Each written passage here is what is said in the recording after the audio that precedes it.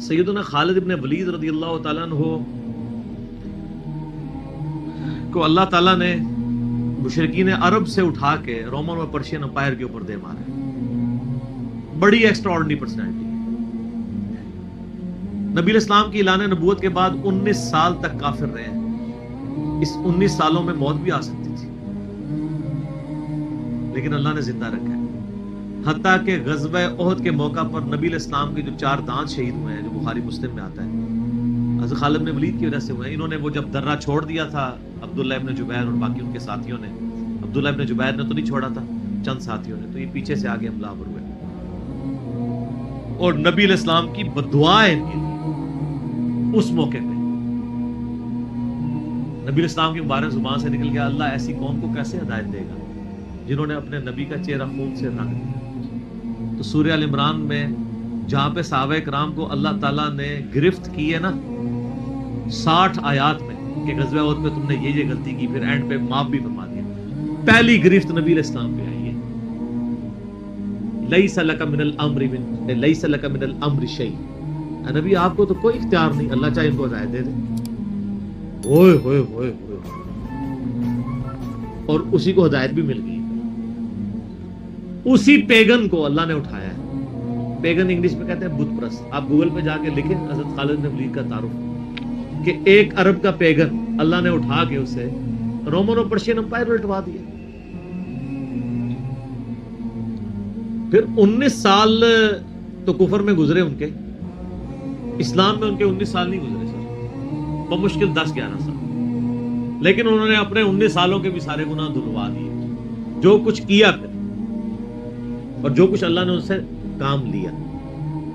یہ ایک الگ سے تلخ حقیقت ہے کہ سیدنا خالد بن ولید سے نبی علیہ السلام کے مبارک زمانے میں بھی اور بعد میں بھی بحیثیت انسان کچھ غلطیاں ہوئی ہیں, بخاری مسلم میں رپورٹ ہوئی ہیں. لیکن کسی شخص کی چاند ایک غلطیوں سے اس کا پورا پلڑا ادھر کا ادھر نہیں ہو جاتا. اللہ بھی قیامت والے دن نیکیوں اور برائیوں کو تولے گا. نیکیاں زیادہ ہوں گی تو پھر اس کو یہ نہیں کہا جائے گا کہ یہ تو نے اتنی بڑی برائی کیوں کی تھی, پھر وہ پاس ہو چکا ہے.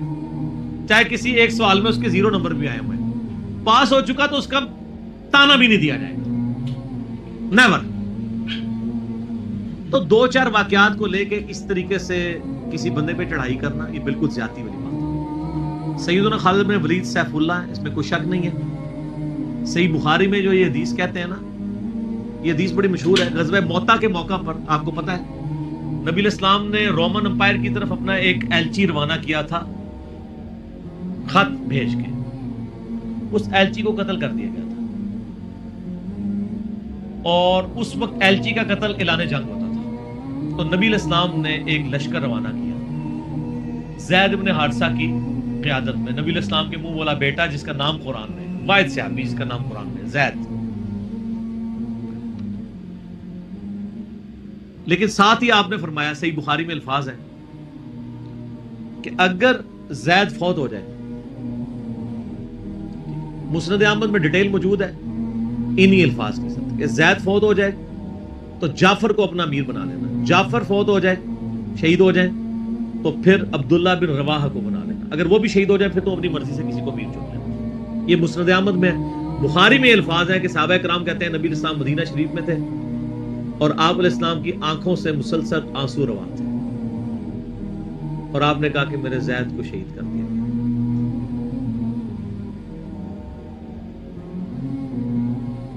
اب مسلمانوں کا پرچم جعفر نے تھام لیا. جعفر بھی حضور کے لاڈلے سے, آپ کو پتا ہے, جعفر طیار حضرت علی کے بھائی, جن کے بارے میں بخاری میں آتا ہے کہ ان کے 2 بازو کٹ گئے تھے تو آپ علیہ السلام فرمایا میں نے اسے جنت میں اڑتے ہوئے دیکھا, اللہ نے اس کو 2 پر دے دیے.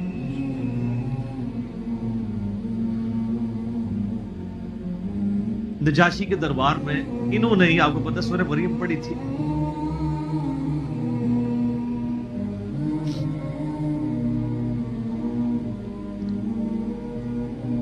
پھر آپ نے فرمایا کہ جعفر کو شہید کر دیا گیا.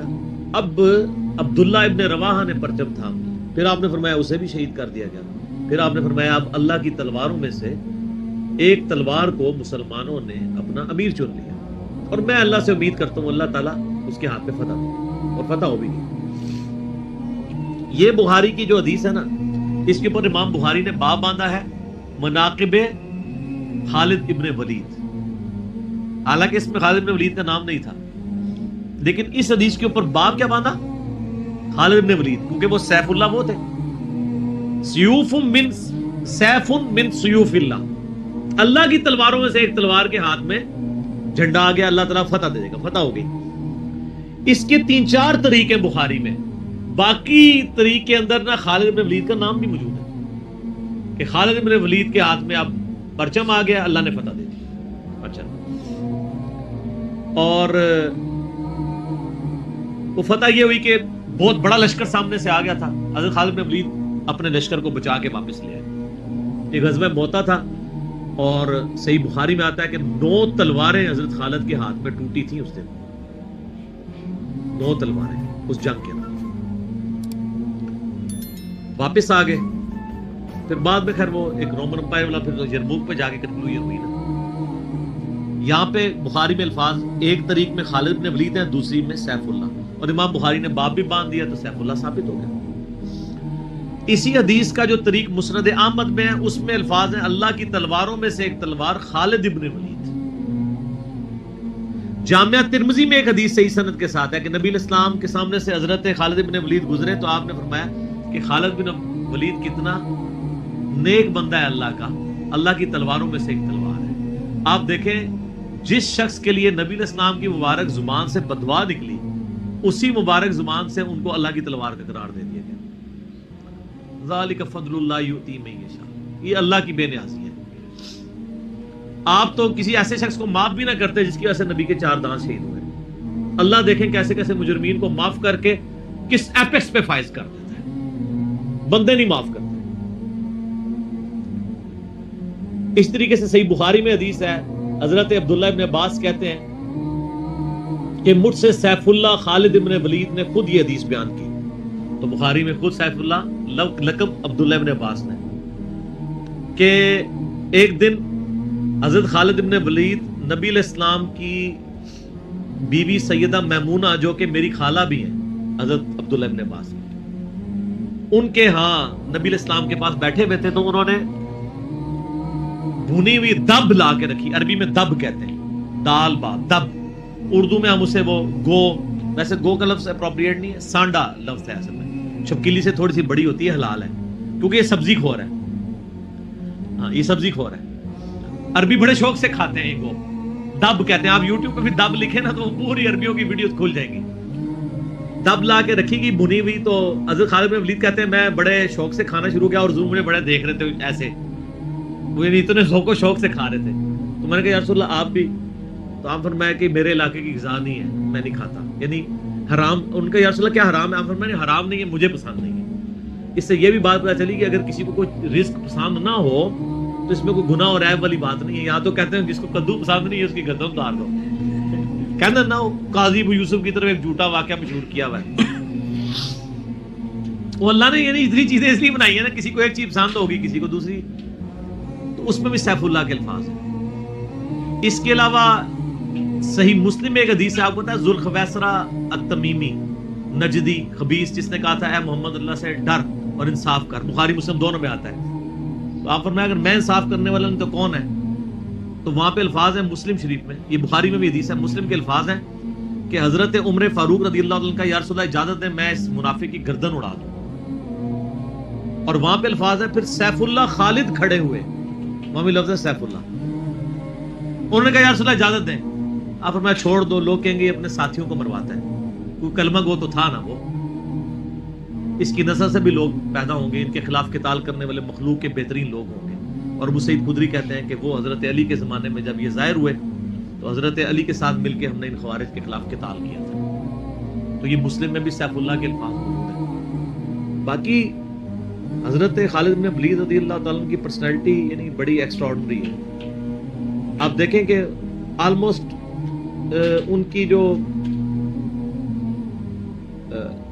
عمر مبارک ہے وہ بلو 45 تھی جب وہ فوت ہوئے حضرت عمر کے دور کے اندر. حضرت ابوبکر صدیق کے دور کے اندر وہ آرمی چیف تھے.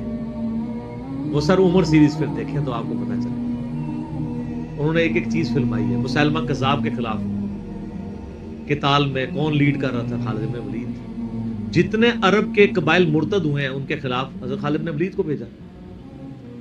اور اس کے بعد پرشین امپائر کا جب جہاد شروع ہوا ہے تو شروع کی ساری مہمات میں حضرت خالد بن ولید تھے. تو کرتے کرتے اس دوران کچھ واقعات رپورٹ ہوتے تھے ایسے. حضرت ابوبکر صدیق سے حضرت عمر مخالفت کرتے تھے. وہ کہتے تھے یہ اپنی طرف سے کچھ ڈیسیژن کر لیتا ہے, اس کو چاہیے کہ امیر کی اطاعت کرے. تو حضرت ابوبکر صدیق کہتے تھے کہ اگر وہ میرے حکم کا انتظار کرے گا تو 1 مہینہ تو خط پہنچنے میں لگے گا, ایک جانے میں, اس وقت تک اس کے ہاتھ سے موقع ہی نکل جائے. تو میں نے اسے اختیار دیا ہوا ہے. کوئی موبائل فون یا کوئی اس وقت واٹس ایپ تو ہے نہیں تھا. لیکن حضرت عمر ذرا ڈسپلن کے بہت سخت تھے. وہ کہتے تھے اس طرح ان کو خود ڈیسیژن نہیں لینا چاہیے, کیونکہ اس میں 1-2 مسئلے ان سے مس ہینڈل بھی ہو گئے تھے. تو جب اتنے بندہ کام کر رہا ہوتا ہے 1-2 مسئلے تو مس ہینڈل ہو جاتے ہیں. ہم سمجھتے ہیں مس ہینڈل ہونے کا مطلب ہے 0 سے ملٹیپلائی. ایک طبقہ یہ سمجھتا ہے, دوسرا کہتا نہیں کہ چونکہ اس کی شان بہت ہے لہذا مس ہینڈل ہو نہیں سکتا. یہ دونوں ایکسٹریم ہیں. وہ پیغمبر ہی ہے جس کو اللہ تعالی نے رول ماڈل بنایا ہے, وہی بیلنس ہے. تو پھر جنگ یرموک کا موقع جب آیا, رومن امپائر کے خلاف فیصلہ کن جنگ تھی جو, تو عین میدان جنگ میں حضرت بکر صدیق فوت ہو گئے. حضرت عمر نے پہلا ڈیسیژن یہ کیا کہ خالد بن ولید کو آرمی چیف کے عہدے سے معزول. ہائے ہائے سر, بالکل آپ آخری اوور چل رہے ہو اور آپ کا جو پلیئر سینچری مار رہا ہو, آپ اس کو کہیں اس کو واپس آ جاؤ اور ایک نیا پلیئر بھیج دیں. جو کریز پہ سیٹ تھا اس کو آپ واپس بلا لیں. یہ وہ شخص کر سکتا ہے جس کا خدا پہ یقین ہو. تو اور آپ کو پتہ ہے حضرت عمر کے رشتہ دار تھے قریبی, انہی کے قبیلے سے تھے حضرت خالد بن ولید. حضرت خالد بن ولید کو پتہ تھا کہ یہ اگر عمر خلیفہ بنے گا نا تو پھر میرا معاملہ پہلے ہوگا. اور وہی ہوا. ابو عبیدہ ابن جراح کو بنا کے بھیج دیا. لوگوں میں بڑی چیما گوئیاں شروع ہوئی کہ لو جی سب سے بڑی آرمی کے خلاف جنگ ہو رہی ہے, سب سے بڑی سپر پاور, اور عین میدان جنگ میں یہ ڈیسیژن کر دیا ہے, اگر مسلمان ہار گئے پھر کیا ہوگا. یہ وہ اللہ نے فتح دے دی. فتح ہوئی تو اب جب لوگ آ کے مبارک باتیں پیش کر رہے ہیں, پھر حضرت عمر نے آ کے مسجد نبی میں خطبہ دیا. انہوں نے کہا خدا کے لیے میں تم سے یہی تو چیز ختم کرنا چاہتا تھا کہ یہ فتوحات خالد کی وجہ سے نہیں ہو رہی, رب خالد کی وجہ سے ہو رہی ہے. کل کو خالد نہیں رہے گا تو تم کیا سمجھو گے کہ اسلام ختم ہو جائے گا. اسلام نے تو آگے چلنا ہے. ٹھیک ہے. پھر انہوں نے کہا میری دوسری حکمت یہ تھی کہ مجھے پتا ہے کہ اب یہ رومن امپائر مسلمانوں کے پاس آ جائے گی, بیت المقدس بھی فتح ہو گیا پھر بعد میں. تو خالد ابن ولید جو ہے یہ جنگ کی فیلڈ کا ماسٹر ہے, اور جب کوئی علاقہ فتح ہو جاتا ہے پھر کسی جنگجو کی وہاں گورنر لگانے کی ضرورت نہیں ہوتی, بلکہ کسی ایسے شخص کو گورنر لگانے کی ضرورت ہوتی ہے جو ہیومن انسٹنکٹ سے واقف ہو, جس کو ہیومن مینجمنٹ آتی ہو. تو خالد تو ہمیشہ تلوار کے ساتھ ہی کھیلا ہے, اس کو ہیومن مینجمنٹ نہیں آتی. تو میں نے اس شخص کا انتخاب کیا ہے جس کو سب سے زیادہ رسول اللہ صلی اللہ علیہ وسلم کی صحبت کا شرف حاصل ہے. اور بخاری مسلم میں حدیث ہے کہ نبی علیہ السلام نے فرمایا کہ ہر نبی کے ساتھ ایک امین ہوتا ہے, اور میرا امین جو ہے وہ ابو عبیدہ ابن جراح ہے. ان کو پھر یعنی یرموک میں حضرت عمر نے یعنی آرمی چیف لگایا اور فتح ہوئی. اس کے بعد بیت المقدس بھی فتح ہو گیا, کیونکہ ابو عبیدہ جو ہے وہ شروع کے مسلمانوں میں سے مکی دور کے. اب بعد میں لوگوں کو اسلام سکھانا تھا تو ایسے بندے کی ضرورت تھی. تو پھر حضرت عمر آپ کو پتا ہے نا دورے پہ بھی گئے تھے بیت المقدس کی چابیاں لینے کے لیے. تو وہاں پہ کئی واقعات ہیں, ان میں سے ایک جو واقعہ ابو عبیدہ کا جو کہ ذکر ہوا ہے, تو اس کے بعد حضرت عمر ابو عبیدہ کو کہتے ہیں مجھے اپنے اب آپ آفس میں لے چلو.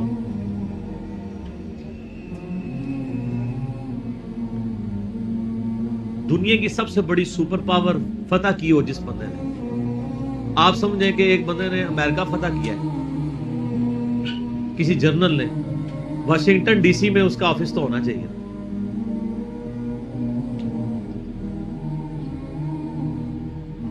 حضرت عمر رضی اللہ تعالیٰ عنہ کو ابو عبیدہ جب اپنے یعنی آفس میں لے کے گئے تو آفس کیا تھا, اسی قلعے کا ایک پرانا سا کمرہ, جس کے ایک کونے کے اوپر مصلا بچھا ہوا ہے، ایک وضو کی جگہ ہے، لوٹا پڑا ہوا ہے. یہ کل کائنات ہے. اس آفس کی جو سب سے بڑی سپر پاور کو جس بندے نے گرایا، ابو عبیدہ ابن جراح نے. حضرت عمر رضی اللہ تعالیٰ عنہ کی آنکھوں میں آنسو آ گئے. انہوں نے فرمایا کہ دنیا نے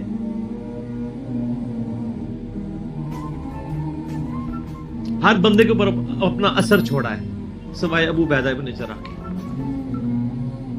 دنیا سے شکست نہیں دے سکی. دنیا سے مراد دنیا کی محبت. ہر بندے نے اپنا حصہ لے لیا. اس لیے آپ کو پتا ہے نا کہ حضرت عمر اپنے دور خلافت میں ابو عبیدہ ابن جراح کو بار بار خط لکھتے رہے کہ آپ ادھر آ جائیں، کیونکہ حضرت عمر چاہتے تھے کہ میں اپنے بعد کو خلیفہ نامزد کروں، اس لیے کہ وہ امین الامت ہے. لیکن وہ پھر حضرت عمر کے دور میں طاعون کے مرض میں وبا جو پھیلی تھی شام میں، اس میں وہ پھر شہید ہو گئے، اور وہی ان کا پھر وہ قبر بن گئی. سر میرا سوال ہے کہ طاعون کا مرض آپ کو پتا ہے کہ کیا تھا؟ جسم پہ پورے پھوڑے نکلتے تھے کینسر کے. تو کیا حضرت ابو عبیدہ ابن جراح ناکام گئے ہیں دنیا سے؟ کہتا ہے جی کوئی بندہ مرا تھا، بڑا نورانی چہرہ تھا، یہ تھا وہ تھا. ہر بندے نے اپنے بنائے ہوئے. ایک بندہ پھوڑوں کی تکلیف سے مرا ہے، بخاری مسلم کی حدیث ہے، جو طاعون کے مرض میں مرا وہ شہید ہے.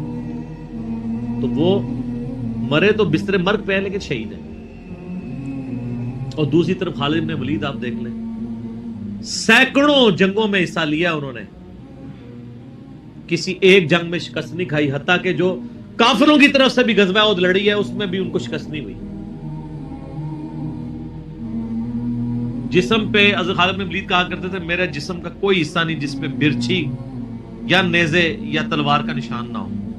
ظاہر ہے اتنی جنگوں میں زخم لگ جاتے ہیں، لیکن میں بھی آج ایک بوڑھے اونٹ کی طرح بستر مرگ پہ مر رہا ہوں. میں نے سینکڑوں جنگوں میں اپنی موت کو تلاش کی ہے لیکن موت نہیں آئی.